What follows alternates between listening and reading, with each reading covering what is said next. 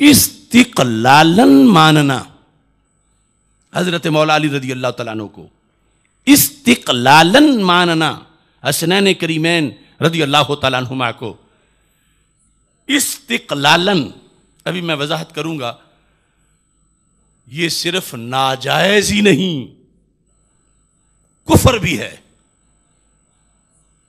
صرف ناجائز نہیں کہ چلو ناجائز محبت ہوگی فائدہ کوئی نہیں ہوا، استقلالن ماننا حضرت صدیق اکبر رضی اللہ تعالیٰ عنہ کو صرف ناجائز ہی نہیں، کفر بھی ہے۔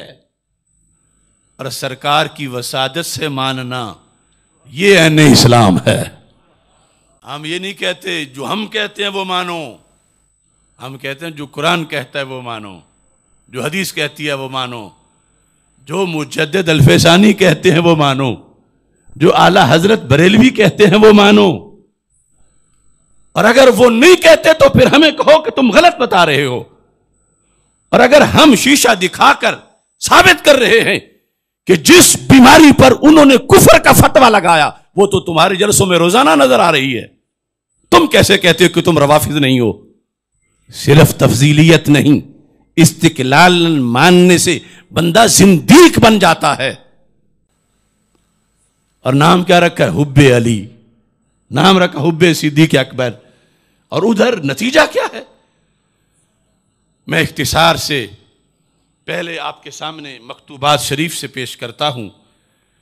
لوگ مجددی کہلا لیتے ہیں، مدارس کا نام مجددیہ رکھ لیتے ہیں، مگر آج صرف نام ہی رہ گئے، تقاضے ختم ہوئے۔ یہ مکتوبات شریف اب میں بیماری دکھانے لگا ہوں، اور بالکل جو بندہ ہٹ دھرم اور ضدی نہیں اسے نظر آئے گا اس پورے ٹولے کے اندر، وہ طاہر القادری ہو، وہ عرفان شاہ ہو، وہ عبد القادر شاہ ہو، وہ ریاض شاہ ہو، یہ جو بھی الا بلا جتنے بھی اکٹھے ہیں، میں بیماری دکھا رہا ہوں، یہ مکتوبات شریف سے دکھا رہا ہوں، وہ بتائیں، انکار کر کے دکھائیں، یا اس قد کا کوئی میرے مقابلے میں پیش کریں۔ یہ مکتوبات شریف کے اندر بتایا گیا کہ بندہ سنی کیسے بنتا ہے اور کیسے زندیق ہو جاتا ہے، رافضی ہو جاتا ہے، کیسے خارجی ہو جاتا ہے۔ ایک مثال صرف عرض کر کے پھر میں المعتقد المستند المعتمد اعلیٰ حضرت رحمۃ اللہ علیہ کی، اس سے صرف 2 عبارتیں ہی پیش کروں گا، اور یہ ہماری آنکھیں تو بند ہیں ان پہ۔ کون ہے آج یہ چھوٹے چھوٹے کیا پدی کا شوربہ وحدت امت میں، جن کو پتہ نہیں کہ امت کی قسم کون سی ہے، دعوت ہے یا اجابت ہے، جمیعاً میں پتہ نہیں حال کس سے ہے، مطلب کیا ہے، اور یہ اپوزیشن ان اماموں کی بنتے ہیں۔ وہ لفظ میں نے جو بولا استقلالن، مستقلن کا یہ مطلب سمجھ لو کہ سرکار سے ہٹ کر اپنے طور پر، ویسے تو ہم سب میں محبت علی مستقل ہے کہ عارضی نہیں، ڈٹی ہے، پکی ہے، جمی ہوئی ہے، اس لحاظ سے تو ہم سب میں مستقل ہے، لیکن یہ استقلالن ہے سرکار صلی اللہ علیہ وسلم کے وسیلے کے بغیر، سرکار کی ذات کے بغیر، ڈائریکٹ ان سے اگر کسے محبت امیر را استقلالن اختیار کند و حب حضرت پیغمبر صلی اللہ علیہ وسلم را درا مدخل ندہد از مبحث خارج است۔ مجدد صاحب کہتے ہیں اس کی تو بات ہی نہ کرو، وہ ہمارے موضوع میں ایمان والوں میں ہے ہی نہیں۔ یہ صرف مجددی کہلوانا نہیں، مجددی پیغام پھیلانا بھی ہے۔ از مبحث خارج است و قابل مخاطبت نہ، او تے منہ لانے آڑا ہی نہیں، قابل مخاطبت نہ، اتنا گندہ ہے تے منہ لانے آڑا نہیں، دفاع کرو۔ سنو، یہ جھپے مارتے ہیں جن سے ایوارڈ لیتے ہیں، وقابل مخاطبت نہ، یہ تو ملنے کے لائق نہیں۔ حالانکہ یہ اس طرح کے تو اب سنیوں میں بن چکے ہیں، وہ دوسری کمپنی تو ہے ہی علیحدہ، تھا جو ناخوب بتدریج وہی خوب ہوا۔ اچھا، یہ جو استقلالن مان لیتا ہے، اس نے کوئی جرم کیا؟ پیار ہی کر رہا ہے نا مولا علی سے۔ ہم یہ سمجھتے ہیں نا کہ علی علی کرنے سے جنتی ملنی ہے، لیکن یاد رکھو میرے آقا صلی اللہ علیہ وسلم نے فرمایا کہ حضرت مولا علی رضی اللہ تعالی عنہ فرماتے ہیں، مجھے سرکار نے فرمایا ان فیک مثلا من عیسیٰ، اے علی تمہارے اندر مجھے حضرت عیسیٰ علیہ السلام کی ایک جھلک، ایک وصف نظر آ رہا ہے۔ احبتہ النصارى وابغضتہ الیہود، ان کے بارے میں دو ٹولے جہنم میں گئے، یہود بغض کر کے، نصارہ پیار کر کے، پیار کی وجہ سے۔ احبتہ النصارى، تو پیار والے کیوں گئے جہنم میں؟ فرمایا انہیں وہ مانا جو رب نے بنایا نہیں تھا۔ فرمایا علی تمہاری وجہ سے بھی دو ٹولے جہنم میں جائیں گے، ایک تمہارے بغض میں اور دوسرا تمہارے غیر شرعی پیار میں۔ یہ حدیث کیوں نہیں بیان کی جاتی؟ بغض والا تو بیان کیا جاتا ہے، اللہ سب کو بغض علی کے کروڑویں حصے سے بھی بچائے، وہ نار ہے۔ لیکن یہ جو علی علی کرنے سے نار ہے، جس شرط پر انہیں وہ حضرت مولا علی رضی اللہ تعالیٰ عنہ یہلک فی اثنان، میں مانتا ہوں میرے بارے میں دو دھڑے جائیں گے جہنم میں، مجھے میرے رسول اللہ علیہ السلام نے بتا دیا، جو میں نہیں ہوں وہ مجھے مانیں گے، میں چوتھا ہوں وہ مجھے پہلا کہیں گے، وہ میری ولایت کو خلافت کے معنی میں لے کر۔ اب جو انہیں بتایا جاتا ہے جو نہیں، اور پھر محبت کے نام پر کہ ہم انہیں مانیں گے، کون ہمیں روک سکتا ہے؟ تو مولا علی کہتے ہیں پھر جہنم سے بھی کون تمہیں روک سکتا ہے؟ تو صرف ماننا ناجائز ہی نہیں، اس پر کیا خمیازہ بھگتنا پڑے گا جو استقلالن مانے، مستقلن۔ مجدد صاحب لکھتے ہیں، سننا، غرض او ابطال دین است، ایسے محب علی کا مقصد دین کو باطل کرنا ہے۔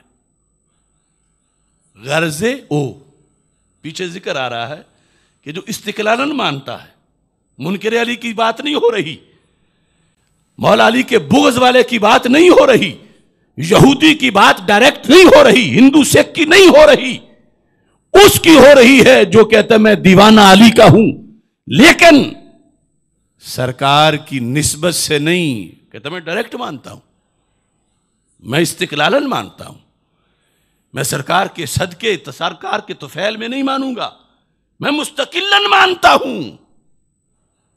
تو مجدد صاحب فرماتے ہیں کہ اس بندے کا مقصد دین کو باطل کرنا ہے۔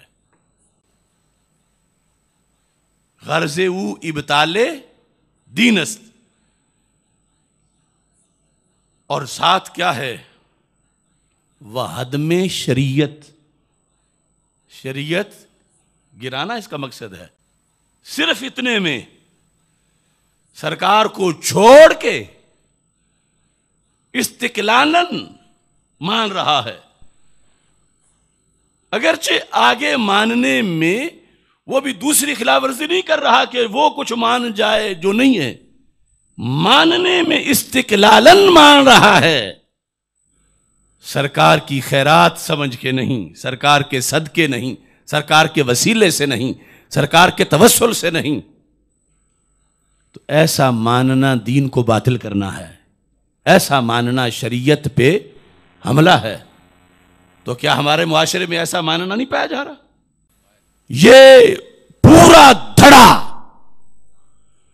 ان کے سینکڑوں ایسے ان کی تقریریں ہیں، ان کے طریقے ہیں، ان کے انداز ہیں جن سے استقلالن ماننا ثابت ہے، بلکہ اس پہ فخر کر رہے ہیں۔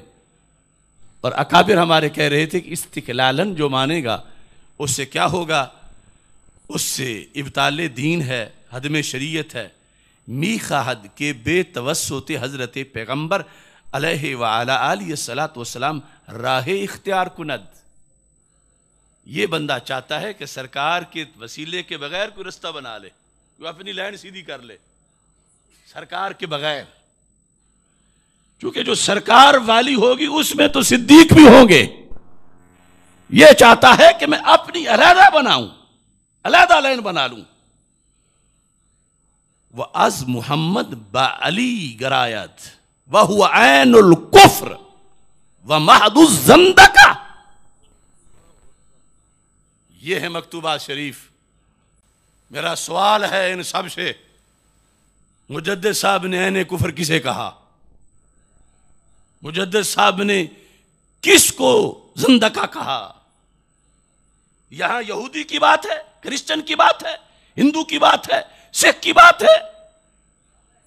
یہاں ایک خاص پیٹرن کے محب علی کی بات ہے کہ وہ سرکار سے ہٹ کر مستقلاً استقلالاً مولا علی رضی اللہ تعالیٰ عنہ کو مانے تو وہ کفر ہے. اور یہ دن رات اسے ایمان بنا کے پیش کر رہے ہیں.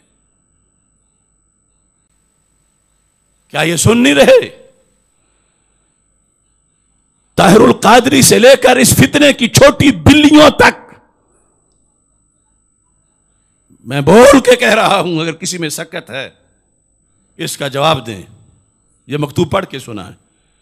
یا وہ جس طرف لگے ہوئے ہیں کیا وہاں بھی کوئی مجدد الفسانی ہے ان کی فکر میں آگے؟ وہ کس کے مقلد بنے ہوئے ہیں؟ انہیں کلینی یا خمینی تو مل سکتا ہے، مگر مجدد الفسانی یا اعلی حضرت وہاں نہیں ملیں گے. وہ ملیں گے تو یہاں ملیں گے. یہ بیماری ہے.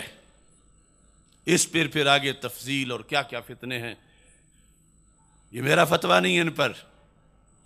جس کو مجدد صاحب نے عین کفر کہا اور جس کی وجہ سے کا بندہ زندیق ہو جاتا ہے، وہ یہ روزانہ کی تقریروں میں یہاں پایا گیا.